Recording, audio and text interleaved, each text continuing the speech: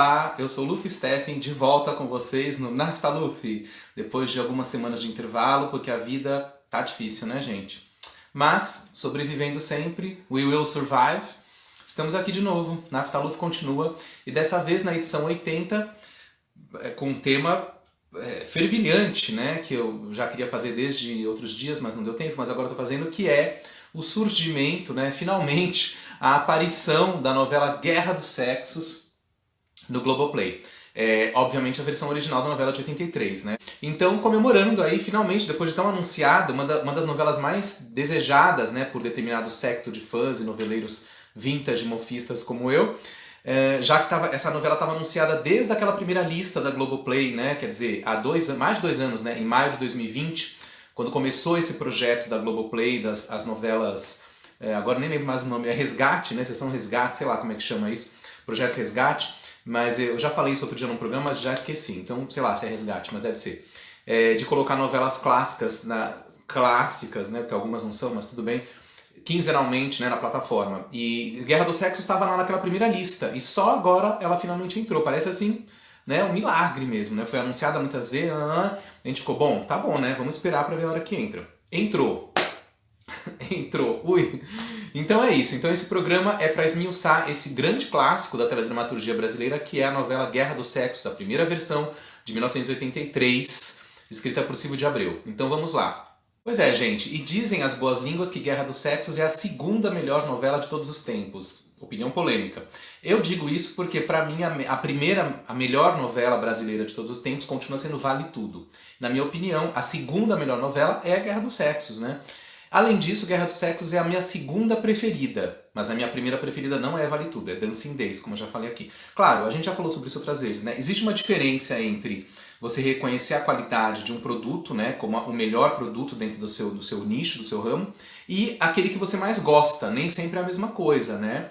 A gente tem o guilt pleasure, de às vezes gostar de assistir novelas podres, por exemplo. Não são boas novelas, mas a gente gosta de ver, isso acontece, né? Filmes, etc. Mas então por isso tem essa diferença. Então, na minha opinião, coincidentemente, Guerra dos Sexos para mim é a segunda melhor novela, né, abaixo de Vale Tudo, e é a minha segunda preferida abaixo de Dancing Days. Dito isso, eu sempre faço aqui um flashback das minhas memórias pessoais, minha memória afetiva em relação ao tema do programa. No caso de Guerra dos Sexos, ela foi uma novela que quando estreou em junho de 83, eu era apenas um garoto que amava os Beatles e os Rolling Stones. Naquela época eu ainda não amava os Beatles e os Rolling Stones. Mas eu tinha 7 anos, eu completei 8 anos quando a novela estava no ar. Então eu comecei a ver a novela com 7 anos. Né? Fiz 8 e tal. E eu fiquei obcecado por essa novela. Né? Era uma criança obcecada por Guerra dos Sexos. Eu fiquei viciado. Foi a primeira novela que me viciou na vida. Né? Foi meu primeiro entorpecente. Né? Me entregaram na porta do colégio. Mas enfim, eu adorava, eu fiquei viciado nessa novela. Viciado, fanático. Né? Eu ficava assim, assistia todo dia. Assim. Né? E se não conseguia assistir, tremia. Então eu assisti a novela de cabo a rabo na primeira versão às 7 da noite. Eu tava na primeira série do primário, naquela época era assim, eu não sei como é que é hoje a coisa da escola, mas na época eu tava na primeira série do primário, né? do primário, a fase primário. E eu era obcecado por essa novela. Eu lembro que logo no começo, em junho, julho, né? Nas festas juninas, eu lembro de um sábado que na minha família foi pra casa da minha avó paterna, que morava em frente à praça do Teatro Paulo Eiró, lá em Santo Amaro. Quem é de São Paulo conhece a região. E nessa praça maravilhosa do Teatro Paulo Eiró, tava tendo uma festa junina, uma quermesse, né? Era junho, julho, sei lá. E eu fiquei dentro da casa assistindo o capítulo de Guerra do Sexo. Só fui pra quermesse a hora que acabou o capítulo. Né? Então era nesse nível, né, o negócio. Né? Vício maldito. E depois, então, adorei a novela. Eu lembro que quando foi o final do ano, a novela, eu fui viajar também, a família viajou, acho que pra praia. E foi justamente como as novelas naquela época terminavam praticamente depois do Réveillon, às vezes, era uma coisa bizarra, né? Hoje em dia não se faz mais isso, né? Por questões comerciais. Mas na época fazia. Então Guerra dos Sexos terminou, se eu não me engano, em 5 ou 6 de janeiro de 84. E naquela época também, né, na praia, você não tinha televisão, não tinha antena, não tinha parabólica, não tinha nada. Então quem estava na praia naquela época perdia as novelas, porque você não tinha televisão por perto para assistir. Eu lembro que eu chorava porque eu perdi a última semana de Guerra dos Sexos, porque eu não tinha onde assistir. Enfim, coisas de uma criança alucinada. Mas depois que aconteceu, alguns anos depois a novela foi reprisada na Sessão Aventura, no ano de 89, e aí eu assisti à tarde, embora nessa época eu já não estava mais tão interessado naquilo, mas mesmo assim eu assisti. E finalmente, anos depois, em 2008, eu adquiri, né, no mercado subterrâneo, né, das internets novelísticas, que hoje em dia a gente não precisa mais tanto, graças a algumas plataformas e canais, mas naquela época não existia nada disso. Então em 2008 eu consegui uma versão da reprise de Guerra dos Sexos no canal português SIC, que é uma versão que existe por aí também na internet, e assisti essa versão em 2008, que é um pouco condensada, né, meio ruim a edição, o corte dos capítulos é ruim, mas dá pro gasto. E eu lembro que foi muito bacana rever a novela em 2008. Agora, fiquei muito feliz de verificar na Globoplay que a novela está na íntegra como ela é no original das 7 da noite da Globo, né? Não é versão internacional, não é nada disso. Parece que só tá faltando um capítulo, né, gente? Mas, pô, por uma novela de 185 capítulos, um capítulo não vai fazer falta, né? Mesmo porque acho que é um capítulo que não tem grandes lances, né? Então, pelo que eu verifiquei, a novela tá com a sua edição original, com seu corte, com seu tempo, e isso é muito valioso, né, gente? Então, palmas, obrigado e vamos lá. E antes que eu me esqueça, quero deixar claro que esse programa aqui eu tô fazendo cosplay de um personagem de Guerra dos Sexos. Vocês já reconheceram qual é? Era um dos meus personagens preferidos quando eu assisti a novela em 83. Eu queria ser esse personagem, né? Isso, claro, eu só posso dizer isso hoje com o distanciamento. Na época eu não tinha essa consciência, né? Mas na época eu queria ser esse personagem. Então hoje, em homenagem a esse personagem, eu fiz pelo menos o cabelo meio parecido. Pois é, os mais perspicazes já perceberam. Eu estou falando de Ana Lu, isso mesmo, eu queria ser a Ana Lu, personagem de Ângela Figueiredo em Guerra dos Sexos. Hoje eu já não queria mais ser a Ana Lu, né? Porque ela é uma personagem muito maluquete pro meu gosto. Mas quando eu era criança, adorava a Ana Lu, achava ela moderna, engraçada, bonita, adorava aquele cabelo. Então esse cabelo aqui meio Beatles, né? É uma espécie de homenagem ao cabelo da Ana Lu, a Ângela Figueiredo em Guerra dos Sexos. Que mais que eu posso dizer sobre essa época de 83? Eu lembro que minha mãe comprava a revista Amiga, Amiga TV Tudo. Na época a gente não consumia a revista Contigo, por exemplo. A gente consumia Amiga. E eu adorava quando na Amiga tinha matérias de Guerra dos Sexos já na capa, né? Era uma novela que saía algumas matérias na capa da Amiga. Então eu devorava, queria ver o que acontecia em Guerra dos Sexos, recortava as fotos de Guerra dos Sexos e colava na parede, enfim. Era uma coisa alucinante mesmo, né? Uma tietagem explícita.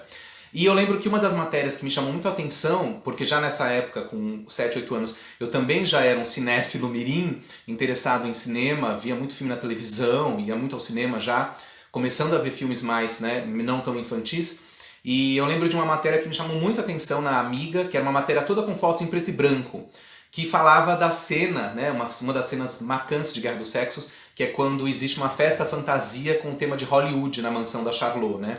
E aí cada personagem vai vestido como um ícone da Hollywood clássica, né? Dos anos 30, 40, 50, 60. E aí essa matéria me chamou muita atenção, porque eu já estava fascinado por cinema e fascinado por Guerra dos Sexos, então juntava as duas coisas, né? Eu lembro que a matéria punha uma foto do ator de Guerra dos Sexos, da atriz, e do lado a foto do ídolo de Hollywood que o personagem iria se fantasiar. Então, por exemplo, a Charlot vai fantasiada de Teda Bara, né, diva do cinema mudo dos anos 20. O Otávio, o Bimbo, vai fantasiado de Rodolfo Valentino, também da época do cinema mudo dos anos 20. Né? A Glória Menezes e o Tarcísio Meira vão como a dupla, né, das comédias românticas dos anos 50, Doris Day e Rock Hudson. O Kiko vai vestido de Elvis Presley, já que o Elvis também foi um astro do cinema. Né? A Ana Lu vai de Marilyn Monroe. A Vânia, personagem da Maria Zilda, vai de Jean Harlow, uma das femme fatales do cinema dos anos 30. A Juliana, personagem da Maite Proença, vai de Rita Hayworth. Que mais que tinha? A da Chazeliov, que é uma atriz que eu gostava muito, né, já falecida, muito bonita, e parece, né, ela realmente lembra muito a Liz Taylor. Então a Manuela, né, a ensandecida personagem dela, vai vestida de Liz Taylor na festa, né?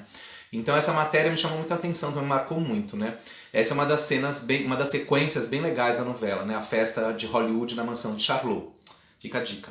E essa questão do cinema, né, a influência cinematográfica em Guerra dos Sexos é uma das grandes marcas da novela, um dos grandes trunfos, e que passou a ser também uma das marcas do autor Silvio de Abreu. Já tinha sido assim antes, na novela anterior, Jogo da Vida, mas a gente fala disso daqui a pouco. Mas de qualquer forma, em Guerra dos Sexos foi o auge, né, dessa citação. A gente pode dizer que Guerra dos Sexos é a novela do Silvio que é a mais que tem aspecto de colcha de retalhos, né? São muitas citações, é uma atrás da outra. Praticamente todo o capítulo de Guerra dos Sexos ele está citando, imitando, plagiando no bom sentido, uma cena, sequência, citação de grandes sucessos do cinema mundial, das chanchadas da Atlântida, que o Silvio de Abreu sempre foi admirador, confesso, né, dos anos 40 e 50, o cinema americano de Hollywood clássico dos anos 30, 40, 50 e até 60, e também comédias italianas, né, que é também uma inspiração sempre para o Silvio de Abreu. Tanto que na novela seguinte, Vereda Tropical, onde ele faz argumentos de previsão de texto para a autoria de Carlos Lombardi, aí a inspiração é mais diretamente ainda ligada à comédia italiana. Mas depois também o Silvio vai voltar a essa inspiração italiana em novelas como Bellissima, Passione, etc. Mas de qualquer forma, em Guerra dos Sexos, essa questão cinematográfica é muito forte, né? E isso não passou despercebido a alguns críticos, jornalistas que escreveram sobre a novela, como por exemplo o Ismael Fernandes, né? Que eu sempre cito aqui com o seu maravilhoso livro Memória, Telenovela Brasileira Memória, essa edição, a minha que está caindo aos pedaços, de 87. Ele fala aqui da novela Guerra dos Sexos, fala a sinopse, mas o que nos interessa é o comentário que ele faz depois, que é o seguinte: uma amostra exata do que a televisão tem de melhor para apresentar em forma de entretenimento, realmente, naquele momento, né? E principalmente mais um trunfo para a Rede Globo, que pôde se exibir, triunfo para a Rede Globo, que pôde se exibir grandiosa com um produto à altura de sua impecável produção. A harmonia entre autor, elenco e direção, Jorge Fernando Guel Arraes, propiciou o grande espetáculo. O clima era assumidamente inspirado nos grandes momentos do cinema americano. À frente de tanto brilho estava a criatividade de Silvio de Abreu, que conduziu a novela sem perder o fôlego, numa cadência de situações impagáveis e empolgantes. Apresentada a 7 de 6 de junho de 83 a 6 de janeiro de 84, ou seja, exatamente 7 meses no ar. Aqui no livro Autores da Rede Globo, que eu também sempre uso como referência, o próprio Silvio de Abreu fala bastante sobre Guerra dos Sexos, né? Eu já até citei alguns trechos de outros programas, quando eu fiz programas sobre Vereda Tropical, sobre Sassaricando, mas sobre Guerra dos Sexos aqui eu vou pensar uma parte que ele comenta também essa relação direta da novela com o cinema americano clássico, né? Que ele gostava também. Então ele comenta aqui: armei a novela com uma loja de departamento, né? A loja Charlot's, porque também daria um bom visual. Por sorte, na época, estavam inaugurando o Shopping Center Eldorado, em São Paulo, é verdade. O Eldorado foi inaugurado, se não me engano, em 81 ou 82. Portanto, em 83, a novela, quando resolveu ambientar as cenas, as locações externas e internas no Shopping Eldorado, era um shopping relativamente novo na cidade, né? Eu era criança e lembro, frequentava o Eldorado também, e era um frisson saber que naquele shopping gravavam cenas de Guerra dos Sexos. Muitas vezes eu queria, é que eu não morava perto, né? Mas às vezes queria ir até lá só pra ver se pegava alguém filmando alguma coisa. Nunca consegui, mas tudo bem. Por sorte, na época estava inaugurando o Shopping Center Eldorado em São Paulo, que foi concebido pelo mesmo decorador da Bloomingdale's de Nova York, famosa loja, né, de departamentos chiquérrima. E esse ambiente da Bloomingdale's e do Eldorado remetia para a comédia americana dos anos 1930, diz o Silvio, que era o que eu queria, com as mulheres usando chapéus e peles. Marco Aurélio, figurinista maravilhoso, me perguntou se era isso mesmo. Eu disse: não quero saber se é Brasil, se é São Paulo, se as pessoas não andam de chapéu. Na novela, as atrizes têm que usar tailleur elegante, pele de raposa no pescoço, chapéu e até luvas. As mulheres de salto alto, os homens de terno. Quero tudo como num filme, não quero nada realista. Exatamente, e é esse visual meio caricato de Guerra dos Sexos que é um grande charme também, né? O figurino, a direção de arte da novela realmente conseguiu traduzir em imagens o universo que o Silvio queria, né? Tão inspirado nesse cinema clássico americano, principalmente dos anos 30, mas também 40, 50. Ainda sobre referências cinematográficas que a gente tanto gosta, podemos citar personagens específicos de Guerra dos Sexos que eram diretamente relacionados a coisas de Hollywood. Então, por exemplo, na própria Festa Fantasia que a gente falou de Tarcísio e Glória, como Rock Hudson e Doris Day, durante toda a novela, o jogo de gato e rato entre os dois personagens, Felipe e Roberta, é inspirado nessas comédias românticas de quiprocós amorosos que Rock Hudson e Doris Day estrelavam, né, nos anos 50, principalmente o filme mais famoso deles, Confidências à Meia-Noite, Pillow Talk, né? Que mais? Bom, Charlot e Bimbo, né? Otávio e Cumbuca, enfim, Guerra dos Sexos, Fernanda Montenegro e Paulo Altran. Essa rivalidade de homem e mulher era totalmente inspirada na dupla formada por Spencer Tracy e Katharine Hepburn, que estrelou vários filmes nos anos 40, principalmente, mas depois também, né? Até o último filme deles, né? Onde depois o Spencer Tracy morreu, foi Adivinhe Quem Vem para Jantar, né? Um filme também muito interessante, que tem a questão étnica como principal discussão, né?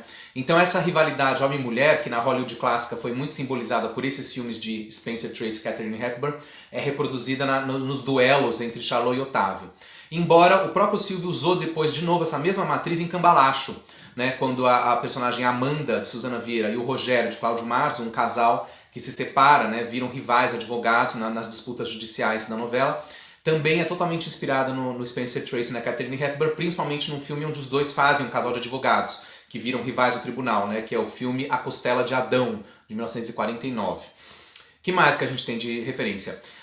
O trecho, né, toda a trama da Juliana, a personagem da Maite Proença, em Guerra dos Sexos, que se envolve com um homem casado, né, o Fábio, o personagem de Elson Capri, e que tem uma mulher neurótica que ele não pode abandonar, que é a Manuela. Essa trama foi totalmente copiada de um filme chamado A Esquina do Pecado, de 1961, estrelado por Susan Hayward. Então a personagem da Juliana é um arremedo da Susan Hayward. Claro que os caminhos são diferentes, mas a premissa é a mesma, né?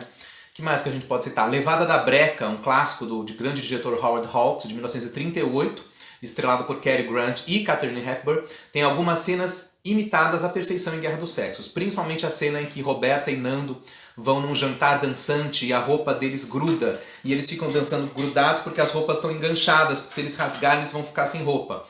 Essa cena é totalmente imitada de uma cena idêntica de Levada na Breca. Mas tudo isso não é uma crítica à Guerra dos Sexos, porque eu sempre adorei filmes e novelas que brincam com essa coisa de colcha de retalhos de citações. Eu mesmo faço isso nos meus filmes também.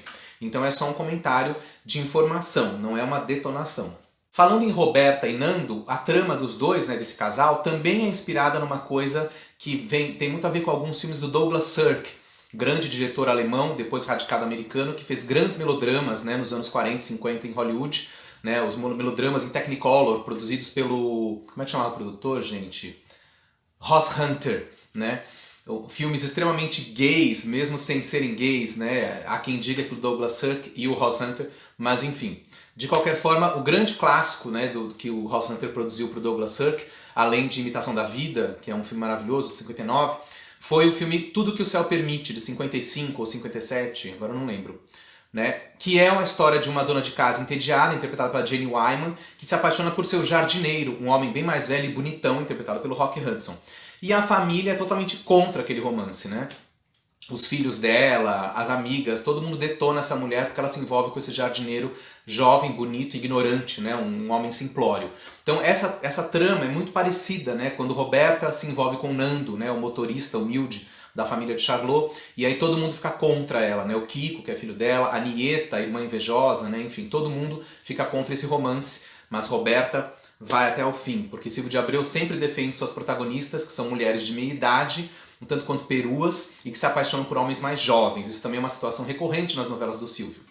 Mas claro, também não podemos deixar de citar a personagem que é uma das espinhas dorsais de Guerra dos Sexos, que é a grande vilã maquiavélica Carolina, interpretada com certa irreverência, né? Uma vilã engraçada, interpretada pela Lucélia Santos. Eu lembro até de um programa da Globo, agora, sei lá, nos anos 2000, um desses programas comemorativos da Rede Globo, onde tinha o elenco comentando coisas do passado, e a Fernanda Montenegro perguntaram para ela alguma coisa de Guerra dos Sexos, e ela respondeu: "Ah, eu lembro dessa novela, adorava a Lucélia Santos, que fazia uma má muito engraçada." A Fernanda Montenegro falou. E realmente, a Carolina é muito má, mas é também muito engraçada, né? De qualquer forma, essa personagem, eu diria que vendo Guerra dos Sexos, quando eu assisti em 2008 na revisão, e agora no Globoplay, a gente vê como ela é uma pré-Maria de Fátima, de Vale Tudo, e uma pré-Laura, de Celebridade, ambas novelas de Gilberto Braga. Por quê? Porque, na verdade, as três personagens são chupadas do filme A Malvada, que eu também já citei aqui em vários programas. A Malvada, grande clássico de Hollywood de 1950, escrito e dirigido pelo Joseph L. Mankiewicz, estrelado pela Bette Davis, que não é a Malvada, né? Para quem viu o filme, Bette Davis interpreta Margot Channing, uma atriz consagrada do teatro, temperamental, mas não é malvada. Porém, se aproxima dela uma jovem moça humilde, ingênua, aspirante a atriz, a Eve Harrington, tanto que no original a Malvada se chama All About Eve, tudo sobre Eve. Né? E a Eve Harrington se aproxima da Margot Channing e na verdade acaba tentando tomar a vida dela, né? Ocupar o lugar dela. Isso é o que acontece em Vale Tudo, quando a Fátima rouba um pouco a vida da Solange Duprat, né? E casa com o Afonso, namorado dela. E em Celebridade, a novela toda está estruturada em cima desse plot, né? Laura, uma mulher que tem inveja de Maria Clara e quer tomar o lugar dela, né? Inclusive em Celebridade tem uma cena idêntica de A Malvada, né? Quando a Laura ganha o prêmio Pixinguinha, né? Essa é a primeira cena da Malvada no filme. A Eve ganhando um prêmio de teatro e a Margot Channing olhando indignada, né? E aí em Celebridade essa cena tá lá no meio, quando a Laura ganha o prêmio Pixinguinha, que ela roubou a ideia da Maria Clara, né? E tal. No caso de Guerra dos Sexos, a Carolina é essa Eve Harrington. E a personagem que ela, de certa forma, tenta roubar a vida é a Juliana, né? A Maite Proença. Ela se aproxima da Juliana, consegue envolvê-la e obtém várias coisas através dessa falsa amizade. Depois a Juliana percebe tudo, mas é tarde demais, né? De qualquer forma, é isso. Para quem nunca viu A Malvada, veja correndo e depois assista a Guerra dos Sexos, Vale Tudo e Celebridade e me diga se eu não estou com a razão. Aliás, Guerra dos Sexos também tem uma cena explícita de A Malvada, né? Logo no começo, quando a Carolina tá tentando seduzir a amizade da Juliana, ela tá na casa da Juliana e abre o closet, né, com aqueles espelhos e põe um vestido da Juliana em cima do corpo e fica se olhando, imaginando que um dia ela vai ter aquele vestido. E a Juliana pega ela no flagra e fica chocada com aquilo, né? Em A Malvada tem uma cena muito parecida já no final do filme, quando a Eve Harrington pega uma nova Eve Harrington fazendo isso no espelho com o prêmio. Mas enfim, essa é outra história. Mas nem só de referências cinematográficas vive Guerra dos Sexos. Agora uma revelação bombástica. O Silvio de Abreu também se inspirou numa outra novela. 10 anos antes, em 73, na TV Tupi, foi ao ar às 7 da noite também a novela Divinas e Maravilhosas, que às vezes aparece como As Divinas e Maravilhosas. Novela do Vicente Sesso, grande novelista do passado, que o Silvio de Abreu sempre homenageou também, né, e sempre buscou referências nas comédias leves que Vicente Sesso escrevia para a TV Tupi. Né, e na Excelsior ele escreveu dramalhões, né, mas acho que na Tupi era mais isso. E na Globo também, como a novela Minha Doce Namorada, também novela da 7, de 71. Mas de qualquer forma, o que era Divinas e Maravilhosas? Existem alguns trechos nos YouTubes da vida, então dá pra conferir. Por isso que eu fui ver e vi que tem várias coisas que são a mesma premissa de Guerra dos Sexos, né?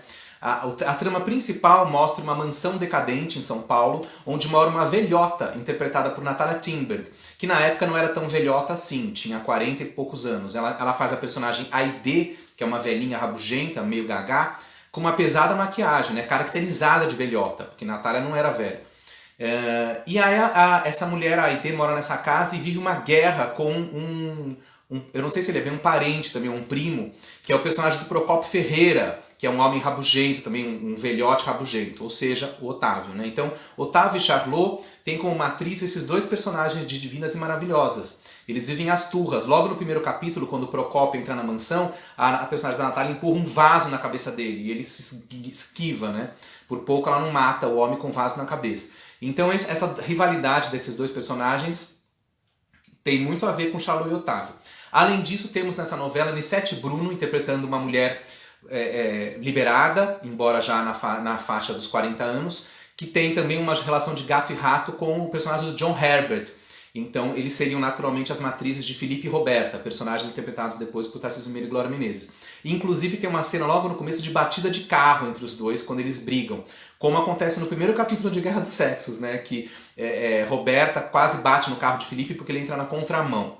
Então essa novela Divinas Maravilhosas é uma fonte, uma raiz, uma matriz, não sei se assumida, para o Silvio de Abreu fazer Guerra dos Sexos. Gente, agora com vocês uma raridade absoluta. Dá pra ver? Tem um reflexo, né? Mas acho que dá pra ver. Com licença, apareça a foto aí. Vocês reconhecem? Marilo Bueno, numa foto doméstica tirada em dezembro de 83, aqui em São Paulo, né? Nas filmagens da famosa sequência da Caça ao Diamante, que foi ao ar na novela num dos últimos capítulos, no sábado 31 de dezembro de 83.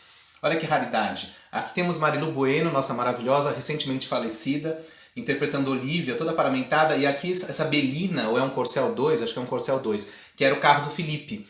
Né? Essas sequências foram gravadas na frente do prédio, onde aqui em São Paulo, no bairro da Vila Nova Conceição, era o prédio onde morava Roberta Leone. Mais informações a seguir com mais fotos raríssimas. Olha que fantástico, gente, mais uma foto da Marilo Bueno, toda vestida de Olívia, na rua Bueno Brandão, no bairro da Vila Nova Conceição, zona sul de São Paulo, pertinho do Parque do Ibirapuera, pertinho da entrada do parque do Viveiro Manequinho Lopes, que é exatamente a esquina onde aparece a quase batida de carro de Felipe e Roberta no primeiro capítulo da novela, em frente à banca de frutas Ibirapuera Flores e Frutas, que não existe mais.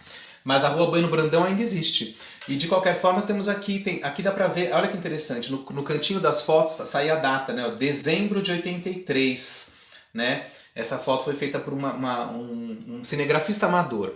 Daqui a pouco eu falo quem foi. E aqui temos pessoas curiosos, né, se aglomerando para ver. Eu não sei se isso aqui é o Mário Gomes com roupa civil, né? Porque nessa cena o Nando tá com a roupa de chofer, né? Mas talvez o Mário esteja aqui sem a roupa ainda. Não sei, se bem que a Olivia já tá toda vestida, né? Acho que eles já chegavam com o figurino no corpo, né? Pra não ter que se trocar no meio da rua. Olha que interessante, aqui outra foto na fachada do prédio, que era o prédio onde morava a Roberta. Aqui nessa foto também, em dezembro de 83, a gente vê o quê? Ana Lu e Juliana na moto, né, que elas chegam de moto na casa da Roberta e derrubam as latas de lixo, e o Felipe e o Nando no corcel, né, que é quando eles chegam com o diamante, né, na sequência final. Bom, é aqui spoiler, né, gente, mas todo mundo sabe que toda novela do Silvio de Abreu tem uma caça ao diamante, ao tesouro, não sei o quê. No caso aqui é o diamante, nos últimos capítulos, quando eles querem entregar o diamante para a Roberta, que mora no prédio. Olha os curiosos na varanda do prédio assistindo a gravação. Interessante, né? Bons tempos, românticos, quando as novelas eram feitas assim, e não no Projac, já que este não existia. Aqui temos uma foto um pouco fora de foco, mas é o Hélio Souto interpretando o Nenê Gomalina dentro do prédio, né? Aqui do lado de dentro, com a corda, que é o momento em que a Verusca, a personagem da Sônia Clara, desce lá de cima por uma corda, vestida de Mulher Maravilha, com o diamante que ela roubou da Roberta. Então o Nenê está esperando ela embaixo, né? Com essa corda. A próxima foto a gente vai ver um pouco da Sônia Clara pendurada na corda. Opa, errata, não é a Sônia Clara, é um homem. Meu Deus, a Mulher Maravilha é um homem. Não, na verdade tá na cara o que tá acontecendo aqui, né? O Hélio Souto tá aqui, mas quem tá aqui não é a Sônia Clara, é um homem, ó, tá vendo? É um homem sem camisa, né? É uma pessoa, um homem, né? Vestido de Mulher Maravilha, mas não é a Sônia Clara, claro, porque a Sônia Clara provavelmente não é um dublê, né? Ele desce de corda, mas é um cara fantasiado de Mulher Maravilha. Né, um dublê, porque desce de corda de um dos andares lá da varanda da Roberta para chegar no térreo do prédio. Interessante, né? E finalmente, para encerrar essa sessão maravilhosa de fotos raríssimas que eu descolei só para vocês no Naftaluf, temos essa bela foto. Aqui é o José Maier, porque ele tá com essa roupa na cena, Ulisses, essa camiseta, esse jeans. Então esse é o José Maier, já vestido como personagem.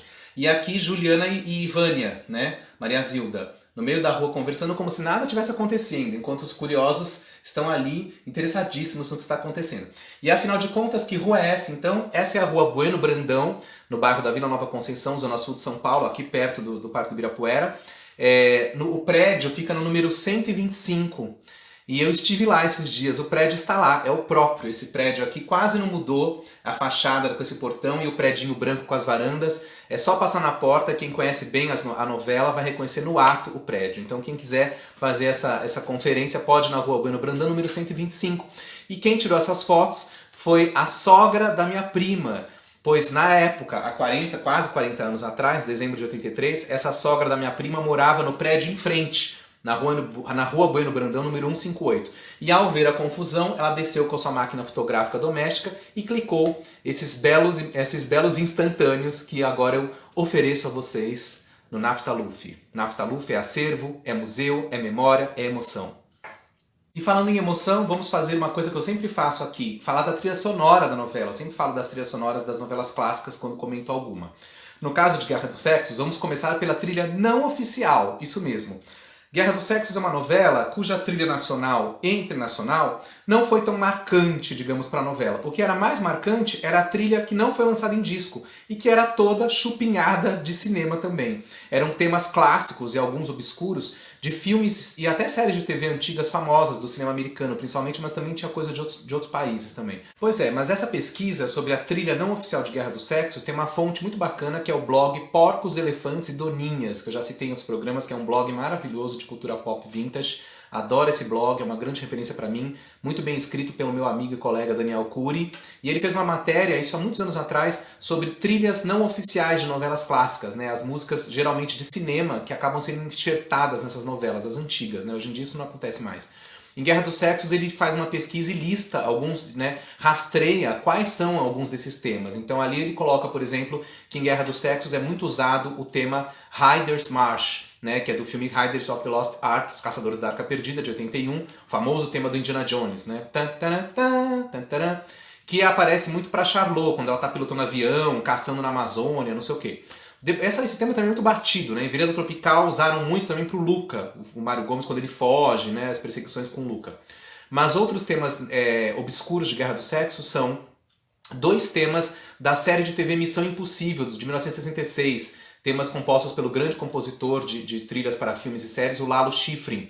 Especialmente o tema Gin on the Move, que é um tema de mistério que é muito usado para cenas da Verusca, as cenas das armações de suspense, espionagem com a personagem Verusca. Também tem outro tema da série que é usado para Charlot, também quando a Charlot tem ideias militares e tal. Outros temas que o Daniel listou ali, que são obscuros, mas que tocam na novela, são do filme Alta Ansiedade, que é um filme que eu adoro, do Mel Brooks, né, grande comediante, dramaturgo, roteirista, cineasta americano, que em 77 fez esse filme maravilhoso, Alta Ansiedade, High Anxiety, que eu já citei aqui num programa que eu fiz sobre filmes dos anos 70 que parodiavam clássicos do suspense do mestre Alfred Hitchcock. É o caso do Alta Ansiedade. E em Guerra dos Sexos, a primeira cena da novela já é um tema desse filme. Quando aparecem aquelas notícias sobre a morte do tio Henrico, aquilo é o tema principal do filme Alta Ansiedade.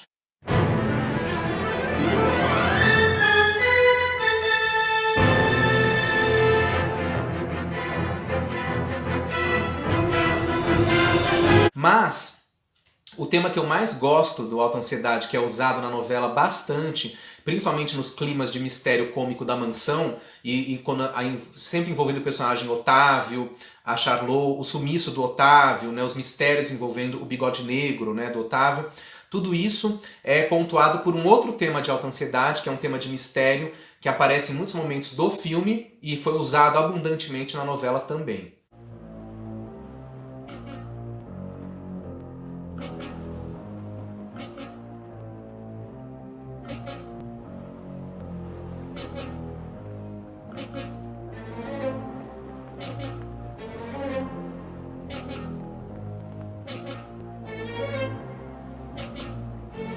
Mas tem outros filmes do Mel Brooks cujas trilhas também foram usadas em Guerra dos Sexos. Além de Alta Ansiedade, a gente ouve nos primeiros capítulos, pelo menos, em algumas cenas na casa da Nieta, toca a introdução da música I'm Tired, que no filme Banzé no Oeste, Blazing Saddles, do Mel Brooks, de 74, a atriz Madeleine Kahn interpreta uma paródia da Marlene Dietrich, uma cantora de cabaré no Velho Oeste, que canta essa música I'm Tired.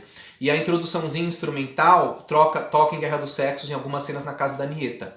E ainda o filme A Última Loucura de Mel Brooks, de 76, The Silent Movie, que é um filme mudo do Mel Brooks, né? Que homenageia as comédias de cinema mudo. É um filme todo pontuado só por músicas. E aí um dos temas principais, que eu acho que é, não sei agora se é o Silent Movie, Damn, toca bastante em Guerra dos Sexos, em muitos momentos, inclusive na sequência do Diamante, da Corrida do Diamante, que é no final da novela, mas que a gente falou agora há pouco. Curiosamente, esse tema do Mel Brooks, do Silent Movie, também tocou antes na novela Locomotivas, para ilustrar algumas cenas do Salão de Beleza da Kiki Blanche.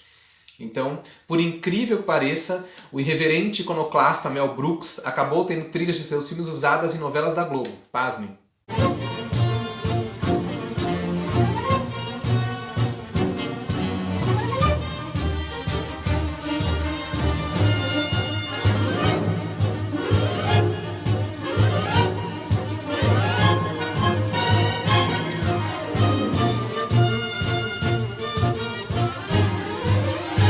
Bem, sobre essa questão da trilha não oficial de Guerra dos Sexos, o livro Teletema, que eu também sempre cito aqui como uma grande fonte para assuntos de trilha sonora de novelas, comentou aqui, né, que no verbete sobre a trilha musical internacional de Guerra dos Sexos, o livro comenta: para deixar claras as suas referências, Silvio de Abreu queria que a trilha internacional fosse uma coletânea de temas clássicos do cinema, como dos filmes E o Vento Levou, de 39, Um Corpo que Cai, de 58 e A Pantera Cor-de-Rosa, de 63, que foram usados para pontuar diversas cenas da trama. Não foi, porém, atendido. Este disco é mais uma coletânea de sucessos na Rádio AM. Quer dizer, o Silvio de Abreu queria, claro, com todo direito, ele queria inovar ainda mais, que já estava inovando, e queria fazer uma coisa inédita, né, na história das trilhas sonoras de discos de novelas da Globo. Fazer uma trilha que era uma coletânea de sucessos do cinema, já que eles estavam usando esses sucessos na novela. Outros temas de cinema que a gente pode citar são os temas instrumentais do filme Yellow Submarine, dos Beatles, de 1968, né? Para os entendidos em Beatles, Yellow Submarine é um longa-metragem em animação,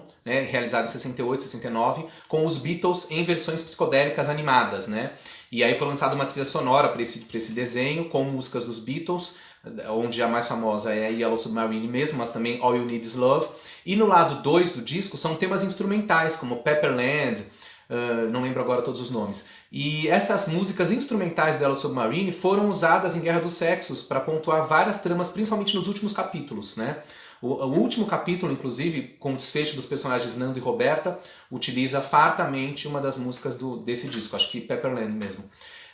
Que mais? No primeiro capítulo a gente tem Thriller do Michael Jackson, que é usado naquele desfile da Ravello. E no último capítulo também é usado Thriller de novo. Em alguns capítulos, acho que logo no começo, quando a Vânia e o Felipe vão numa boate moderna e ele não consegue se sentir bem porque ele já tá velho, né, um tiozinho, e ela tá toda modernosa, eles estão dançando Beat It, do Michael Jackson, outro sucesso do Michael daquele começo dos anos 80. Então tem muita coisa assim na novela, muitas músicas que pontuam, que entram e saem da narrativa e que não estão nas trilhas. Outra música que não está na trilha, mas marcou muito guerra, é 40 graus, 40 grados. Eu ia falar Rio 40 graus. 40 graus, que é uma música que toca pra Vânia e pro Ulisses quando eles começam a ter uma relação de tesão, né? Uma relação sexual, que eles passam a ter a certa altura da novela, que quando um vê o outro ficam pegando fogo e tomam banho de esguicho, de roupa e tudo, né? Uma coisa ousada até, né? Falar dessa questão do tesão, né? Numa novela da Sete, em 83, né? Então 40 graus, né? Foi um tema interessante para essa dupla Vânia e Ulisses. Aqui no livro Teletema eles comentam sobre essa música, inclusive, mesmo ela não estando no disco, né? Eles falam aqui, não está no álbum internacional, contudo, o mais marcante tema dessa safra. 40 graus, do conjunto uruguaio de pop latino Los Iracundos, cuja gravação ouvida na novela é um cover do conjunto Los Maneiros, que era, na verdade, Os Carbonos, do qual então fazia parte o baterista Antônio Carlos, irmão de Silvio de Abreu. A música embalava as cenas calientes entre Vânia, Maria Zilda e o lutador de boxe Ulisses, José Maier, que ardiam de calor e tesão, sempre se encontravam. Uma música muito simpática que depois foi usada logo depois no disco nacional da novela mexicana Chispita, que o SBT exibiu em 84, lançou a trilha. Também usavam 40 graus ali. Vamos esmiuçar a trilha sonora oficial, já que a gente falou da trilha não oficial, agora vamos falar da oficial de Guerra dos Sexos, esse disco nacional, um tanto quanto estranho, também com uma capa não muito significativa, né? Mas uma trilha que eu gosto muito, embora seja uma trilha realmente que em muitos momentos não se encaixa muito bem na novela e quase não foi usada em alguns casos, né? Mas é uma trilha muito legal. Lado A, Adivinhe o Que, Lulu Santos. Bom, as pessoas pensam que é o tema do Nando, o personagem do Mário Gomes. Eu acho que a música quase não toca na novela, acho que não tem nada a ver com o Nando, inclusive, mas tudo bem. Dançar com Você, Agnaldo Timóteo. Essa música é usada no começo como tema do Nenê Gomalina, o Hélio Souto, que é um cara das antigas, né? Por isso essa música que é antiga, né? Inclusive é uma versão, né? Dançar com Você. Isso aqui é uma versão, deixa eu só conferir aqui, de uma música do Charles Aznavour. A versão é do Carlos Colla. Então, é isso aí. Bom, Agnaldo Timóteo, né? Um cantor atípico. Bobagens, Meu Filho, Bobagens, música de Marina Lima, cantada por Caetano Veloso. Eu adoro essa gravação. E tema do Fábio. Bom, não toca quase na novela, nos primeiros capítulos talvez, né? Tem um pouco a ver, combina com o Fábio, mas acabou. O Fábio é o fotógrafo, né? Interpretado pelo Erson Capri, um fotógrafo mulherengo, sedutor. Anjo, do Roupa Nova, essa música é maravilhosa, né? Foi o grande sucesso da novela em termos de trilha sonora. Tema da Juliana, personagem de Maite Proença, embora nos primeiros capítulos apareça uma versão instrumental de Anjo associada a Carolina, personagem da Lucélia Santos, talvez para dar a ideia de coisa dúbia, né? Ela era um chão. Fafá. Não colocaram nem Fafá de Belém, né? Engraçado. Fafá. É a Fafá de Belém. Eu gosto dessa música, mas ela também acho que não tem muita conexão com a novela. Nem se toca. Só as Estrelas, com Sandra Sá, música que eu adoro, composta pelo Guilherme Arantes, e que é o tema de Juliana com Nando no começo, mas depois também nem toca mais.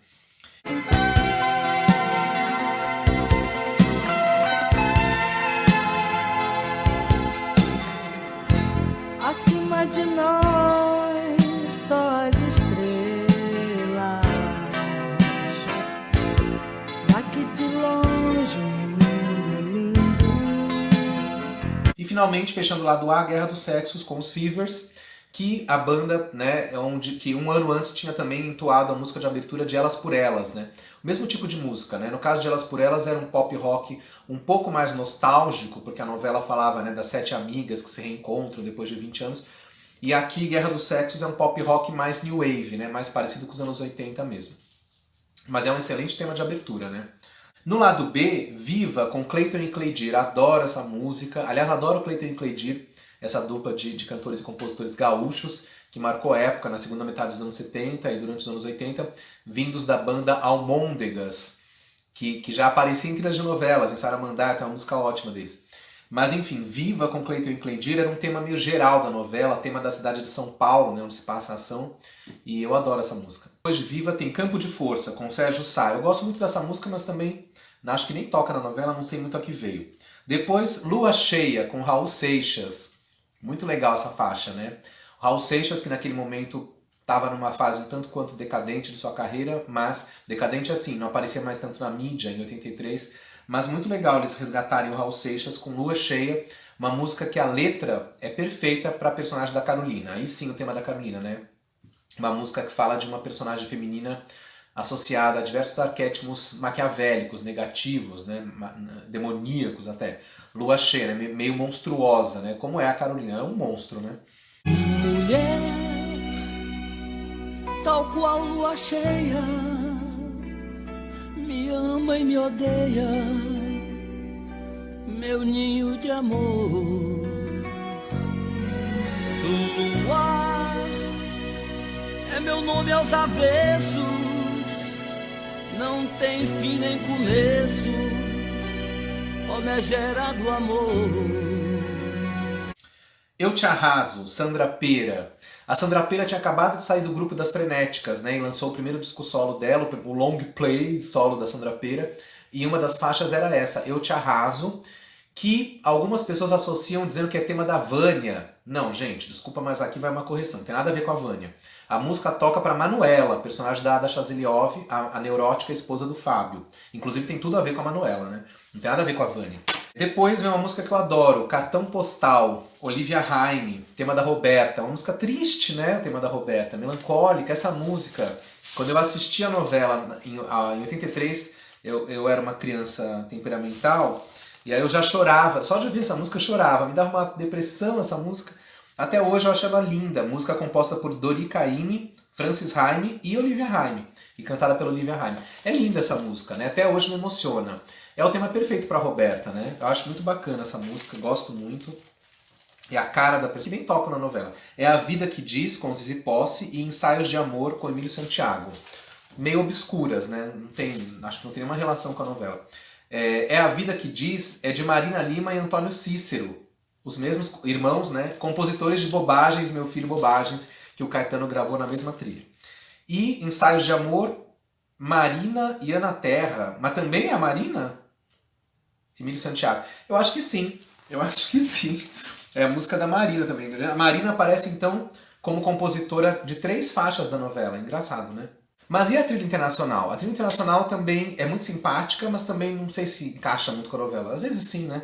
Aqui no Teletema, eles esmiuçam, né, a trilha também e falam que o carro-chefe do disco é True, baladinha eletrônica do conjunto inglês Spandau Ballet, que se tornou uma das músicas mais icônicas da década. Realmente, True é uma música, né, até hoje é um clássico da época e pontuou a trilha internacional de Guerra dos Sexos, até teve a ver, né? Tem outras também interessantes. Na verdade, eles comentam aqui também da balada Hold Me Till the Morning Comes, do grande sucesso de Paul Anka, e Por, canção do intérprete mexicano Emanuel, que é o tema de Roberta, Straight from the Heart, de Bryan Adams, que pontua os namoros de Nando com Juliana e de Felipe com Carolina. Não tem muito a ver mesmo, né? Essa seleção é meio estranha. Eu particularmente gosto do rock Baby Jane, de Rod Stewart, que toca geral na novela, que acho que é a música 1 do lado B do disco internacional. Tem uma balada interessante com o George Benson, In Your Eyes, né, que marcou a época também. Agora, os destaques acabam sendo a disco turbo So Many Men, So Little Time, da atriz e cantora canadense Michael Brown, que foi um grande sucesso mundial e foi logo se tornou um hino gay. De fato, essa música ficou muito associada como um hino gay das pistas na época, né? Embora seja uma cantora, tem um quê de Village People, né, nessa faixa, inclusive no clipe, né? Agora, pra mim, a música que é um arraso da trilha internacional de Guerra dos Sexos, que é a cara dessa primeira metade dos anos 80, é a balada synth pop eletrônica Words, com F.R. Davi. Adoro, né? Words don't come easy to me.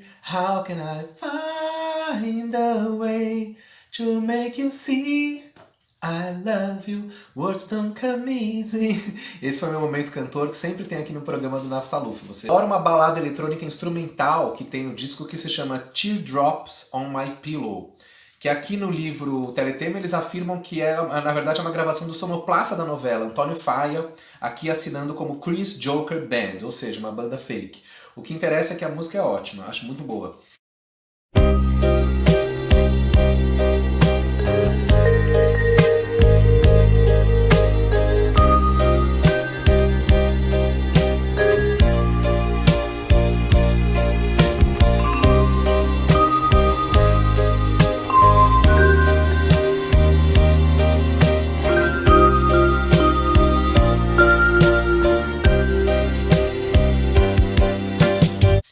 Depois eles comentam também sobre as dançantes Nobody's Diary com Yazoo, Band of Gold com Sylvester, que é um cover, né, de uma música dos anos 60, e a bizarra Jungle Queen, na qual o ator norte-americano Robert Stack narra uma série de aventuras na África ao som de uma batida tribal imitando a voz de Humphrey Bogart.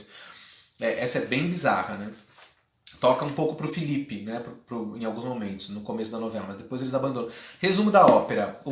A questão de trilha sonora em Guerra dos Sexos é muito mais mesmo a trilha, o que dá o charme da novela é muito mais a trilha não oficial, essa coisa de temas de cinema, que deu a cara pra novela, do que a própria trilha oficial lançada em discos. Mas tudo bem.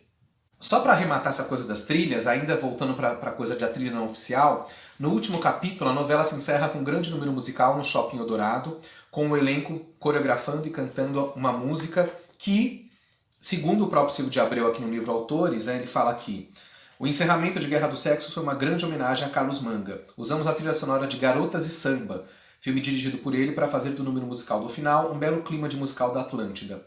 Bom, Garotas e Samba é uma chanchada da Atlântida de 1957. Mas eu encontrei o filme no YouTube, mas a música não tá lá. Tem vários números musicais, mas a música que aparece no final de Guerra dos Sexos não está nesse filme. Então o desafio para vocês é: será que essa música não é de outro filme e o Silvio confundiu? Mas essa coisa do número musical do fim da novela me faz trazer para um outro assunto, que é as marcas, né, que Guerra dos Sexos deixou, que na verdade já tinham sido inauguradas na novela anterior do Silvio, Jogo da Vida. Então uma das marcas, né, dessas comédias das 7 do Silvio, que são 5, né? Eu sempre falo isso, eu falei no programa de Sassaricando, Vira Tropical. Quais são as 5 novelas das 7, comédias das 7 nos 80, assinadas por Silvio de Abreu? Jogo da Vida, Guerra dos Sexos, Vereda Tropical, embora seja do titular Carlos Lombardi, mas o Silvio tá lá, Cambalacho e Sassaricando. Todas terminam com um grande número musical à lá musicais hollywoodianos, ou chanchadas, ou Broadway. Jogo da Vida já tinha isso, né? O elenco vai descendo um palco com roupas de gala e se apresentando. Guerra dos Sexos é esse coreografia no Shopping Eldorado. Virada Tropical não tem isso, talvez por ser do Carlos Lombardi não tem essa marca. Cambalacho tem, né? Um grande número musical coreografado pelo Jorge Fernando em vários pontos da cidade de São Paulo. Aliás, é maravilhoso esse número, né? Com a música Armando Eu Vou, com a Cida Moreira, que era tema da novela. E Sassaricando repete a ideia de Jogo da Vida, né? O elenco desce uma escadaria com roupas de gala. Então, isso é só um detalhe, uma ponta do iceberg, né? Mas essas novelas das 7, as comédias das 7 nos anos 80, concebidas pelo Silvio de Abreu, têm outras características em comum, né? Não só esses números musicais no último capítulo, mas todo o tom dessas novelas, né? Eu diria que é um arco mesmo, né? Em Jogo da Vida, ele já planta as bases das características que ele ia usar nessas outras todas novelas na sequência. A coisa dos personagens triangularem com a câmera, falarem para o público. Isso já acontecia discretamente, mas acontecia em Jogo da Vida. Em Guerra dos Sexos esse efeito é levado às últimas consequências, né? Em Vereda Tropical também tem isso. Cambalacho não lembro, mas acho que tem. Sassaricano também tem alguns momentos. Então é uma marca dessas novelas, né? Dialogar com o público. A chamada quebra da quarta parede, né? Para usar um termo de teatro, né? Porque esse efeito é o à parte das comédias, né? No teatro clássico, nas comédias de vaudeville, na época do Molière já era assim, né? Os textos do Molière, quando a gente lê os textos de teatro das comédias do Molière, já vem escrito, né? Quando o personagem se comunica com o público, ele põe à parte, né? Porque o personagem está falando com alguém e de repente vira para o público. Mas na verdade eu não vou fazer nada disso. Então as comédias do Molière tinham isso, né? O personagem dividia com o público o que ele não contava para os coleguinhas de cena. Esse tipo de prática, né, então ficou no Brasil foi adaptado como quebra da quarta parede, né, já que o palco italiano seriam 3 paredes, né, o fundo e 2 do lado, a quarta parede é o público, por isso a quebra da quarta parede, você fala com o público, né, se dirige a ele. Então isso é uma característica dessas novelas da Sete, entre outros elementos de comédia. Então eu diria que foi um momento auge mesmo dessa fórmula, né? Quando a gente pensa que as novelas da Sete, até Jogo da Vida, elas não eram cômicas, né? Às vezes as pessoas pensam que as novelas do Cassiano Gabus Mendes às 7 da noite até aquele momento já eram comédias. Não, não eram. Eram comédias leves, românticas, mas não eram novelas leves e românticas, com algumas pitadas de humor, como Marrom Glacé, mas não eram novelas cômicas, não eram comédias pra valer, né? Então, aonde começa isso? Começa com o Jogo da Vida. Aí a novela seguinte no horário é Elas por Elas, do Cassiano Gabus Mendes, que é uma novela romântica, mas aí o Cassiano já coloca uns elementos um pouco mais cômicos na figura do detetive Mário Fofoca, né? Depois, aí sim, vem uma onda de... parece que a comédia toma conta do horário na década, né? Depois de Elas por Elas ainda vem uma novela que não é cômica, Final Feliz, uma novela romântica, né, da Ivani Ribeiro. Mas depois vem Guerra dos Sexos. E aí, com o estouro popular de Guerra dos Sexos, aí pronto. O horário foi dominado por comédias até o final da década. Vejam só. Depois de Guerra dos Sexos, Transas e Caretas. Depois Vereda Tropical, Um Sonho a Mais, Tititi, Cambalacho. Aí tem uma pausa para Hipertensão, que é uma novela também, de novo, a Ivani Ribeiro, né? Que era uma autora não tão cômica, né? Vamos dizer assim. Então, Hipertensão é uma novela um pouco mais caretona, né? Não tem tanta comédia. Mas depois de Hipertensão a comédia volta. Brega e Chique, Sassaricando, Bebê a Bordo, Que Ressou Eu, e aí fechando a década Top Model, que também não é tão cômica, né?